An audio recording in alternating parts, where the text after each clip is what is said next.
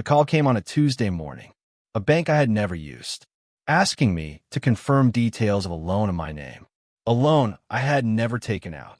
I told them there had been a mistake. They read me the details: my name, my date of birth, my address, my identification number. No mistake. I asked them to flag the account, said I would call back, put the phone down, and sat very still for a moment. Then I opened my laptop and started looking at things I had never looked at before. Because Sophie handled the finances. She was better with numbers, and I had trusted her completely. 7 years of complete trust. What I found over the next several hours was not a single loan. It was a structure, built carefully, over time, using my name and my credit and my identity as the foundation, for a life I had no part in. By the end of that evening, I understood two things clearly. The relationship I believed I had been in was not entirely what it had appeared to be, and disappearing from it quietly and completely was the only response that made sense.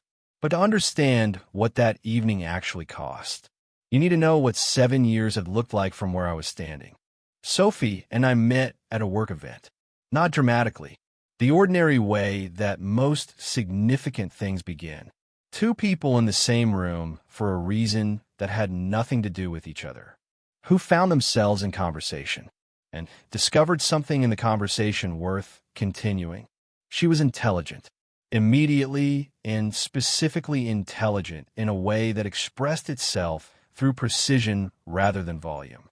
She didn't say more than she meant, chose words carefully, asked questions that were more interesting than the answers they produced. I was drawn to that quality immediately.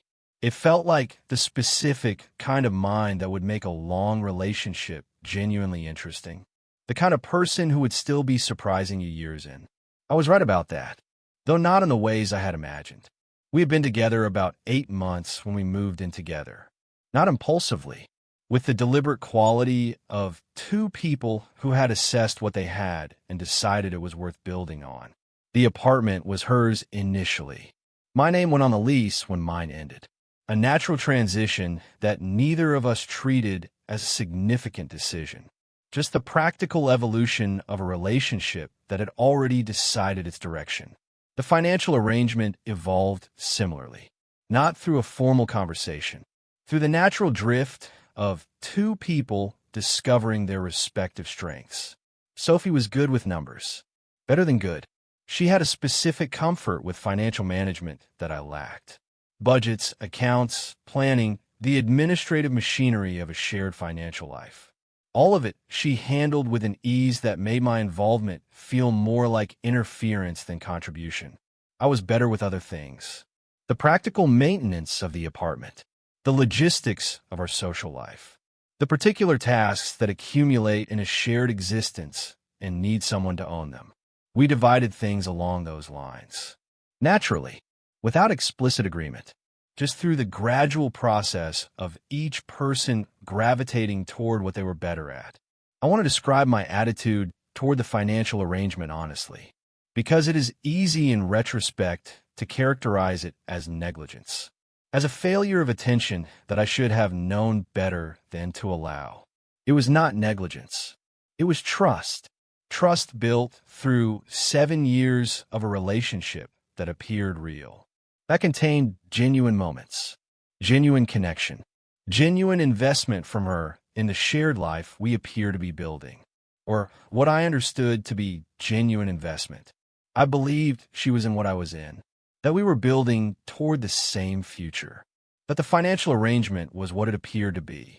Two people with different strengths dividing responsibilities sensibly. I checked in periodically, not with scrutiny, with the casual interest of someone who is informed without being involved. She would give me an update, numbers that sounded reasonable, accounts that appeared to be functioning as expected. I would nod, thank her for managing it, and return to whatever I was managing. That was the rhythm. For 7 years, I paid into the joint account. She managed what happened to what went in. I trusted the management. Had no reason not to. No signal I was aware of. No moment that introduced doubt.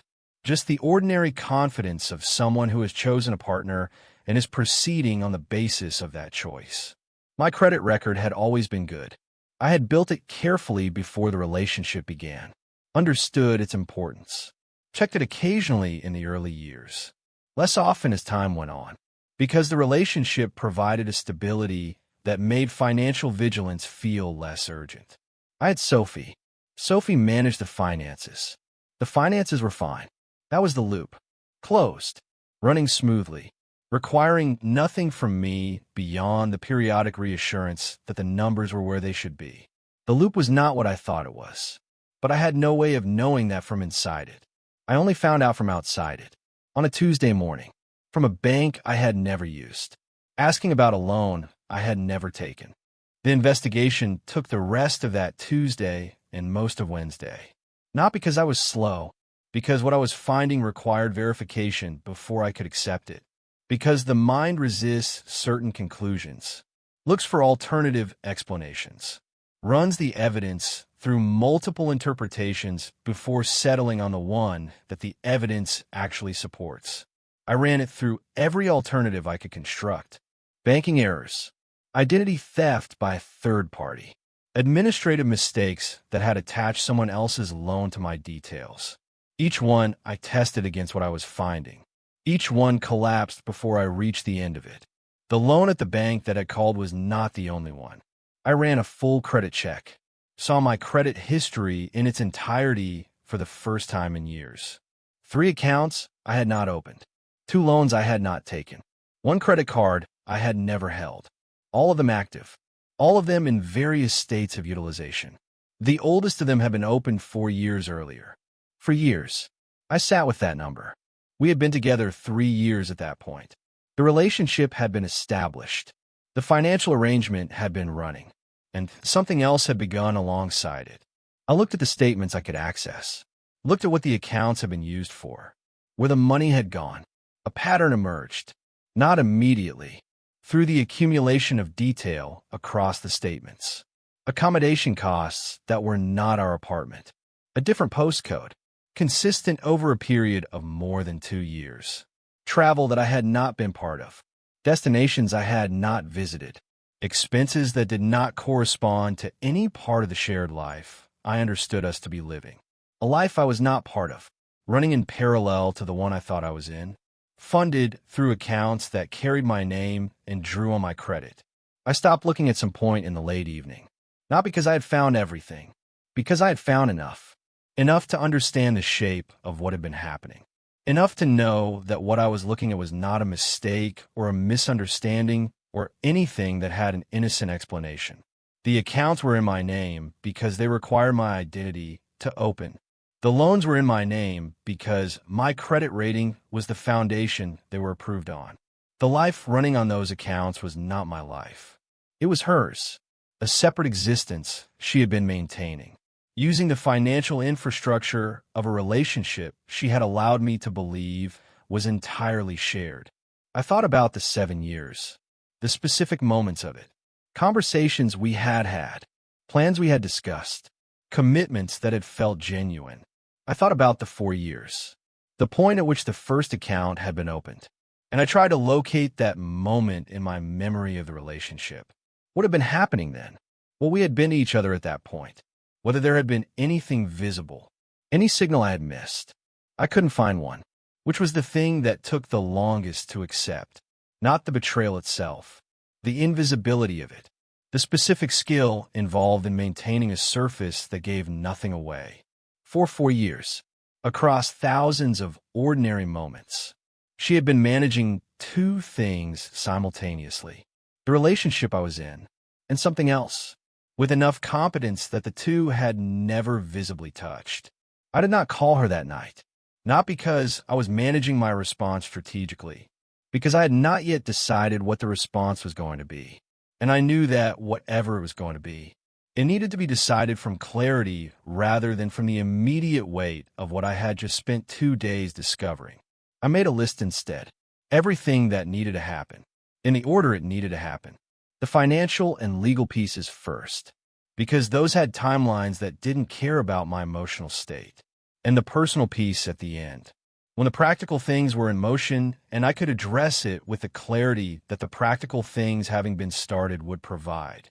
I called a lawyer the following morning, before I called anyone else, before I said anything to Sophie, before I did anything that would tell her what I had found and give her the opportunity to manage what came next. The lawyer's name was Ms. Clark. She specialized in financial fraud and identity theft cases, not family law, not divorce proceedings, the specific area that covered what had actually happened, which was not a relationship breakdown, a crime. I want to name that clearly because I had not fully named it to myself before I sat across from her. I had been thinking about it in the language of betrayal, of personal violation, of the particular damage done to someone who trusted completely and was taken advantage of completely. All of that was accurate, but underneath the personal language was a legal reality. My identity had been used without my consent to open financial accounts. Loans had been taken in my name without my knowledge or authorization. Credit had been drawn on the basis of my financial standing without my participation. Those were not relationship failures. They were crimes, and the legal response to them was different from the personal response, required different steps, operated through different channels, produced different outcomes. Ms. Clark was direct about all of this in the first meeting, asked me to describe what I had found. I presented the credit check findings, the account statements I had been able to access, the loan details from the bank that had called, the pattern I had identified across the accounts. She reviewed everything carefully, asked specific questions about the timeline, about the financial arrangement within the relationship, about what I had known and consented to versus what had been done without my knowledge. I answered everything precisely, making the distinction clear between the accounts and loans I had opened myself, and the ones that had been opened in my name without my involvement.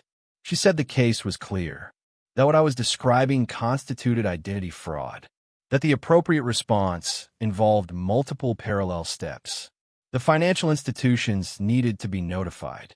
Each account opened without my consent needed to be flagged. The loans needed to be challenged on the basis of fraudulent application. My credit record needed to be formally disputed. A report needed to be filed with the relevant authorities. Not optional, appropriate, because what had happened was not a private matter between two people. It was a reportable financial crime, and reporting it correctly was both the legally appropriate thing and the practically necessary one, because cleaning up my credit and extracting myself from the fraudulently opened accounts required the formal record of the report to exist. I authorized her to begin the process. She said I needed to do one more thing before anything else: secure whatever documentation I had access to, the statements I had found, the credit check results, any communications that were relevant, before Sophie became aware that I had been investigating, before anything changed in the environment that might affect what was accessible. I went home that afternoon. Sophie was at work. I gathered everything I needed, documents copied, relevant files secured to accounts she had no access to, the physical evidence of what I had found organized and removed from the shared space. Then I sat in the apartment we shared, that carried 7 years of shared life in its furniture and its walls and the specific accumulated texture of two people who had been building something together, or what I had understood to be together. And I thought about what came next, not the legal process. That was running, in the right hands, moving at the pace it needed to move. The personal part, the conversation that was coming, or the decision about whether there was going to be a conversation at all. I thought about what I wanted from it, what I was hoping to understand, what explanation could exist that would add something useful to what I already understood. And I arrived at a clear answer. Nothing. There was no explanation that changed the facts. No account of how it had started or why it had continued that altered what it had been. A conversation with Sophie would produce one of two things: either a performance of remorse designed to manage my response, or an honest account of something I already understood clearly enough without the details. Neither of those would serve any purpose I could identify. The legal process did not require her participation to proceed. The financial remediation did not require her cooperation. My credit recovery did not depend on her acknowledgement. The only thing a conversation would produce that the legal process didn't produce on its own was the particular experience of sitting across from someone who had maintained a deception for 4 years and listening to them account for it. I didn't need that experience. I needed to leave, cleanly, without a scene, without a confrontation that gave her the opportunity to manage what was happening. Just to leave, and let the legal process say what needed to be said, on my behalf, in the appropriate language, to the appropriate people. I moved out on a Thursday. She was at work. I had taken the day off without explanation, had arranged a temporary place to stay the previous week. A short-term rental, functional, nothing more, just a space to land while the longer-term picture clarified itself. The moving out took about 3 hours, not because I had a great deal to take, because I was careful about what I took. Only what was unambiguously mine. Nothing shared. Nothing that would create a subsequent dispute about property. My clothes. My personal documents. The specific items that had been mine before the relationship and were mine independently of it. I left the shared things where they were. The furniture. The kitchen equipment. The accumulated objects of 7 years of shared life. All of it left in place. Not as generosity. As clarity. I didn't want to be in a subsequent dispute about any of it. Didn't want a reason for continued contact. Didn't want anything that would require a conversation or a negotiation or a meeting at which she would have the opportunity to manage what was happening. I wanted a clean exit, which meant leaving cleanly, taking only what was unambiguously mine and leaving the rest. The keys went on the kitchen counter. I closed the door and didn't go back. I sent her a message that evening. Not long. Not detailed, not the message that invited a response or opened a conversation, just the information she needed, that I had moved out, that I was aware of the accounts, that the appropriate reports had been filed, that any further communication should go through Ms. Clark. Her number was included. I did not say I was angry. I was not performing calm. I simply had nothing more to say to her directly. The legal process was the appropriate channel for what needed to be addressed. And the legal process did not require me to be in contact with her to proceed. Her response came about an hour later. I read it once. She asked if we could talk. Said there were things I didn't understand. Said it was more complicated than it looked. I didn't reply. Forwarded it to Ms. Clark and put the phone down. There was nothing in her message that changed anything. Not because I was unwilling to hear complexity, because the complexity she was offering was not going to be useful to me. The accounts were real. The loans were real. The separate apartment and the travel and the expenses were real. The documentation of all of it was real and in Ms. Clark's hands. What was complicated about any of that was not something I needed her to explain. Ms. Clark managed the subsequent communications. Whatever Sophie said, and whatever her own legal representation eventually communicated went through that channel. I received updates from Ms. Clark as the process moved. Not frequent, when there was something specific to update me on. The financial institutions had been notified. The fraudulent accounts were being addressed. The loans were being challenged through the appropriate process. The credit record dispute had been formally initiated. The authorities had received the report, and it was being processed. Each update was a specific piece of the picture moving toward resolution, each one requiring nothing from me beyond the initial steps I had taken. The process was running. I was not in it. I was building a life elsewhere, which is what the time needed to be used for. The temporary rental became a more permanent arrangement sooner than I had anticipated.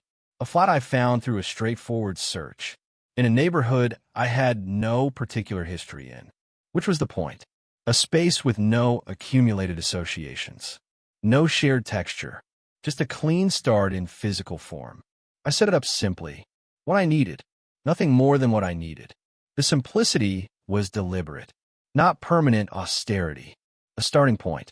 The specific foundation of someone who has stepped back to a baseline and is going to build from there. without the complications of what had been built before.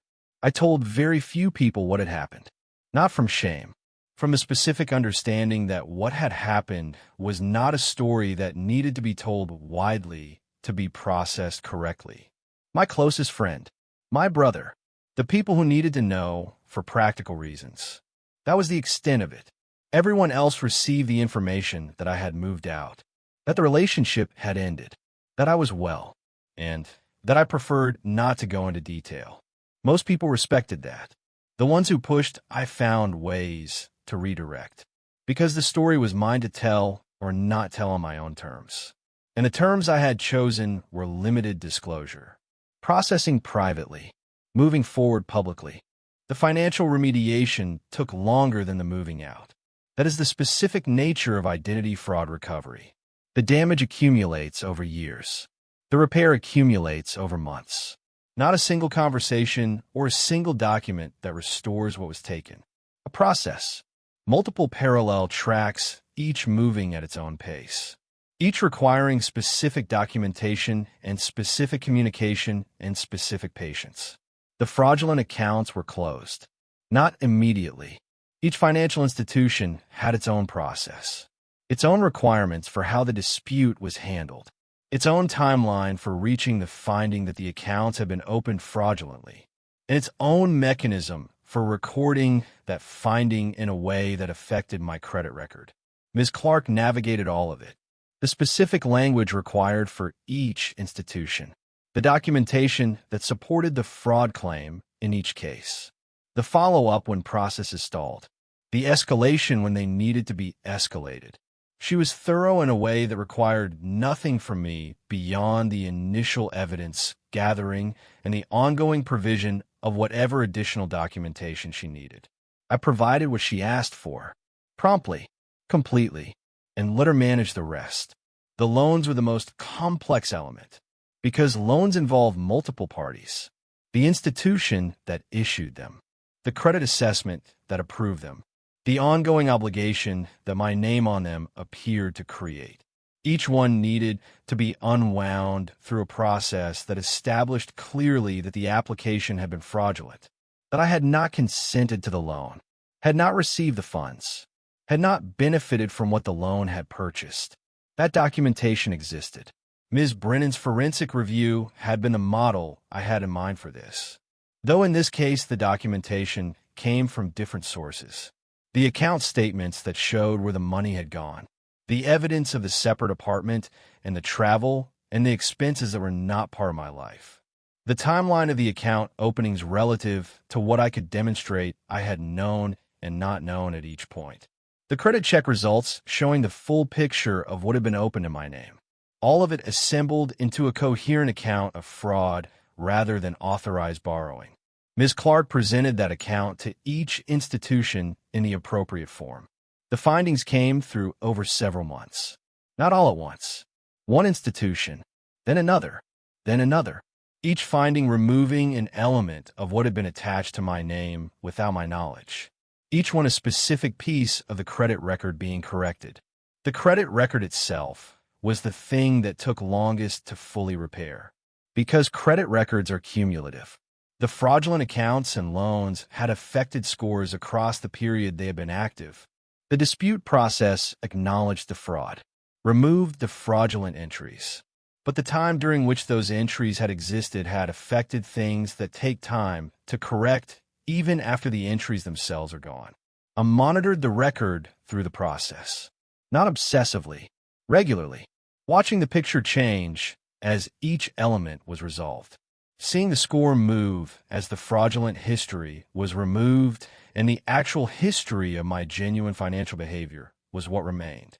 My actual financial behavior was good, had always been good. I had built the credit record before the relationship through careful and consistent management of my own finances.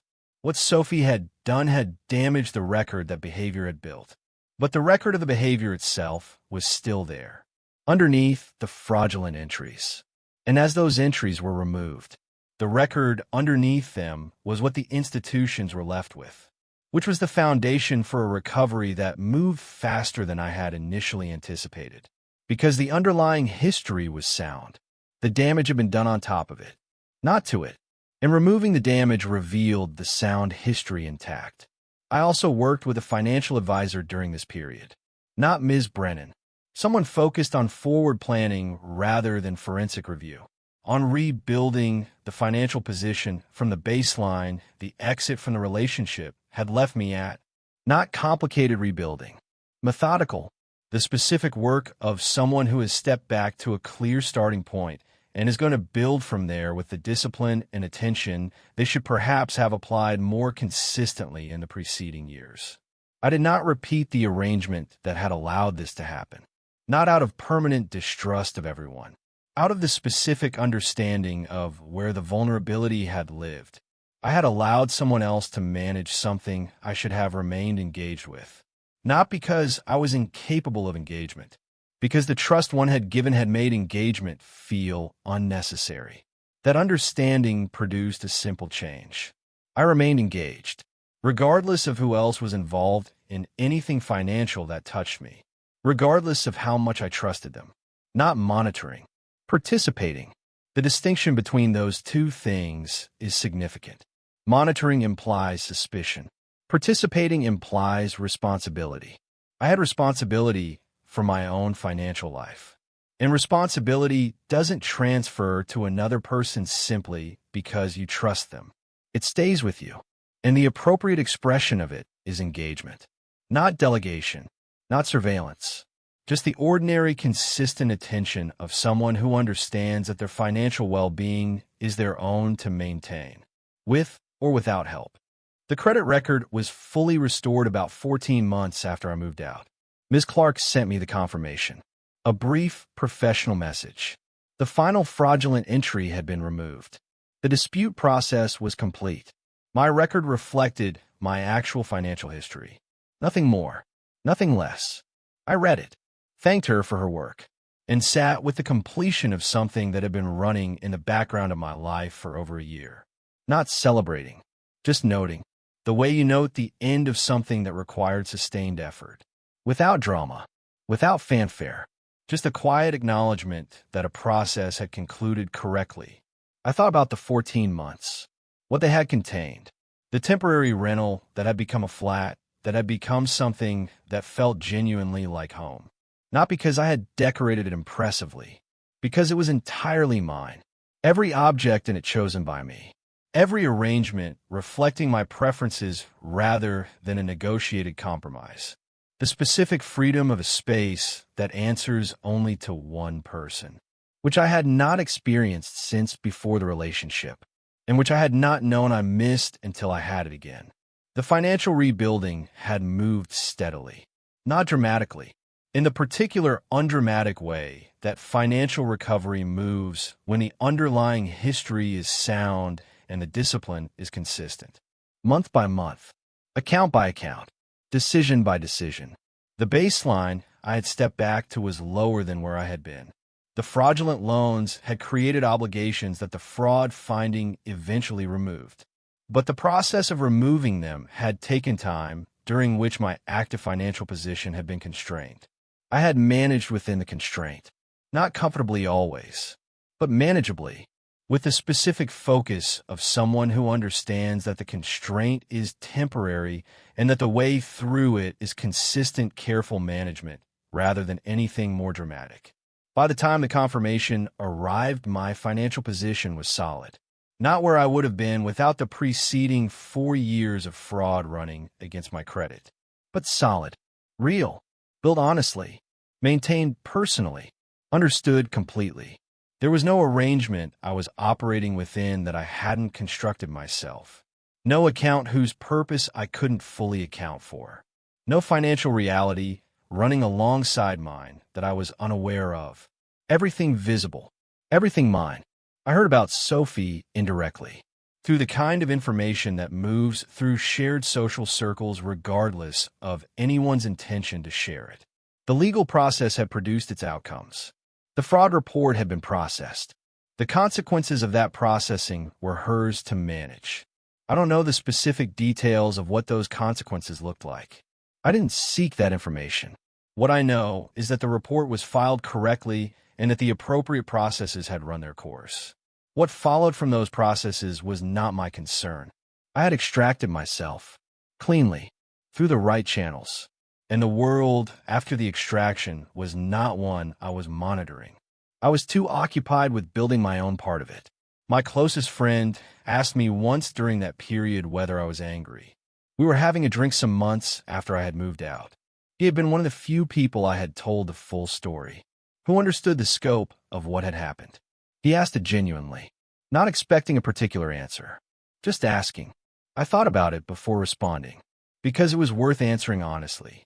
I told him that anger had been present in the first days after the bank called, in the hours of looking at the accounts and building the picture of what had been running alongside the relationship I thought I was in, that the anger had been real, legitimate, the appropriate response to discovering something like that. But that anger had a lifespan in me that was shorter than the legal process, because the anger was about something that had already happened, and the legal process was about what was going to happen next. And what was going to happen next required clear thinking rather than sustained anger. So I had let the anger exist for as long as it needed to. And then I had directed the energy it had been using toward the practical steps, toward Ms. Clark, toward the flat, toward the financial rebuilding, toward the ordinary daily construction of a life that was genuinely mine. He said that sounded easier than it probably was. I told him it had not been easy. It had just been clear. And clarity is not the same as ease. Clarity is knowing what needs to be done. Ease is doing it without cost. The first was available. The second was not. But clarity was enough. It had been enough to take the right steps in the right order, to move through the 14 months without losing focus on what the process was for, which was not punishment, not revenge, not even justice in any abstract sense, just the restoration of what was accurately mine. My credit, my financial standing, my name attached only to things I had actually done, my life structured only around arrangements I actually understood, and the particular freedom of knowing that what I was building was entirely my own, that there was no parallel structure running underneath it, no other version of my financial life operating on my behalf without my knowledge, just the life in front of me, clear, known, maintained by me. I think about the 7 years sometimes, not often, with the specific kind of reflection that produces understanding rather than continued pain. Because there are things worth understanding about how trust creates vulnerability, about how the vulnerability we allow in relationships is not a flaw. It is the necessary cost of intimacy. You cannot be genuinely close to someone while holding everything in reserve. The openness that makes real relationships possible is the same openness that makes betrayal possible. That is not a reason to close. It is a reason to remain attentive within the opening, to stay engaged with the things that matter, to keep your eyes on what belongs to you even while trusting another person with parts of it. Not suspicious engagement, responsible engagement, the kind that would have noticed a credit check, that would have reviewed the financial picture occasionally rather than deferring entirely, that would have stayed connected to its own financial reality regardless of who was managing the day-to-day. I maintain that engagement now, not because I expect the people in my life to betray me, because I understand that my financial life is mine, and mine to know, regardless of circumstances, regardless of trust, regardless of how much easier it is to let someone else handle it. The ease is not worth the vulnerability. I learned that at significant cost, and I do not intend to learn it again. Trust the people in your life, but never stop being the person who knows what belongs to them. If this story resonated with you, the quiet exit, the methodical rebuilding, the lesson that responsibility doesn't transfer even when trust does, leave it in the comments. I read every one, and the next story is already waiting for you.